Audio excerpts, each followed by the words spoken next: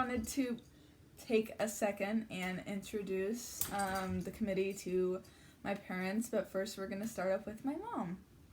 So you can come over. Oh, okay. Yeah, I want you in the video. There you go. Okay. This is my mom. So what was it like adopting me? Like what fears what fears did you have would happen without really knowing me personally or knowing too much about my past without me telling you? I think our biggest fear was maybe Marissa wouldn't love us like we'd already loved her so much prior to even meeting her. That's Marissa's crazy dog in the background, by the way.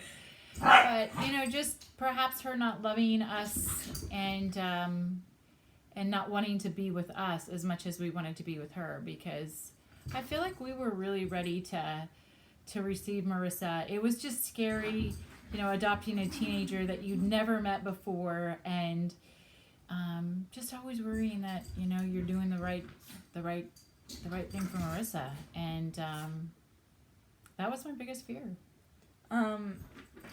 Despite the fact that I had trauma, how did you deal with me lashing out all the time or my reactions being different to certain things than other people would?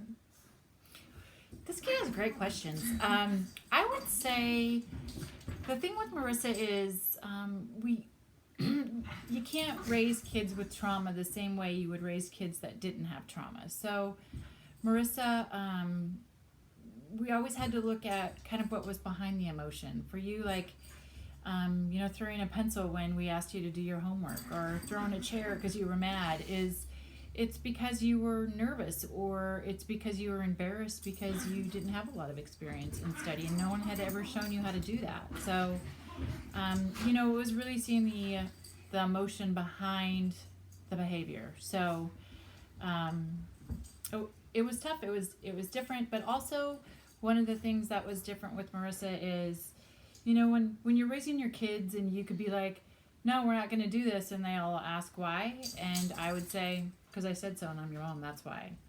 Well, for Marissa, if you tell Marissa, yes, we're going to do something, you do it, because, kids that come from trauma, like, your word is everything. Like, when you say you're going to do something, you do it. And there are times, like last night's a prime example. She really wanted these new books to take to the beach, and I said, well, you know what, Marissa, I'll take you, but I'm going to tell you I really don't want to take you because I'm really super tired. But if it, really means a lot to you, you can talk me into taking you. She looked at me and she said, it's okay, we'll go tomorrow. So she knows at the end of the day I'm still going to take her because I said that I would. But, she has some give and take in this too to identify that, hey, mom needs a break and we'll go tomorrow. So that's, I guess, what is different is just having a little bit more understanding and a little bit more patience. And it was good that we had, a lot of experience before Marissa with our older kids. So